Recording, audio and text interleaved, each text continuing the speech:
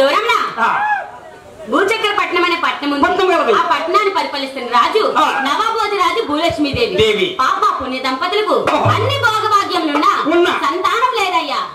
సంతానం కొరకు జటంగి మునేంద్ర ఆశ్రమాన్ని చేరుకొని తన కోరికనంతా వెల్లడించుకుంది. ఆ మునేంద్రుడు ఆ మహా భూలక్ష్మితో ఏం చెప్తున్నాడు?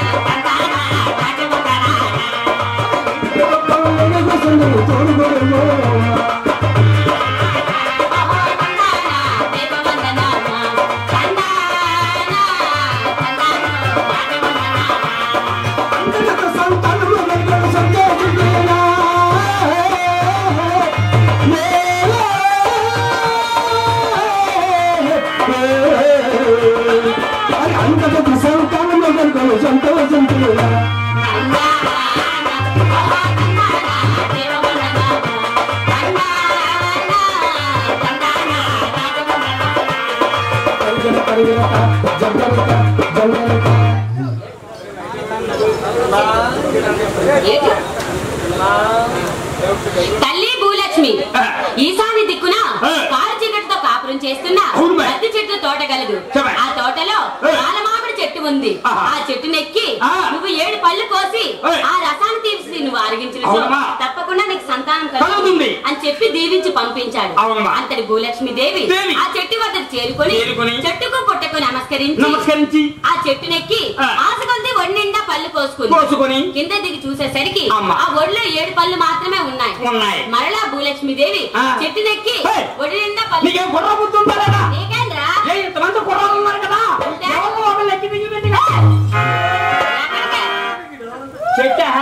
చెట్టా ఒరే ఆ భూలక్ష్మికి సంతానం అంటే ఆశరా? ఓహో, సంతానం అంటే ఆశ. ఆశ కొలిది చెట్టు నెక్కి ఒడి నిండా పళ్ళు కోసి దిగి వచ్చి చూసేసరికి ఒళ్ళో 7 పళ్ళు మాత్రమే ఉన్నాయి. మళ్ళా చెట్టు నెక్కుతుండగా ఆ పుట్టలో నాగేంద్రుడు పరమ వేగంతో వెతుకు వచ్చి ఓసి ఎవతవే నీవు? నా ఆజ్ఞ లేకుండా నా చెట్టు నెక్కి పళ్ళు కోచున్నావా? ఆడదానికి ఇంత అహంకారమా?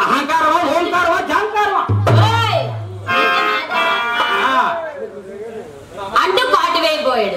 అంతటి భూలక్ష్మీదేవి ఆ నాగరాజుని ఏ విధంగా వేడుకుంటుందో అన్నీ చెప్తాడు. Bye.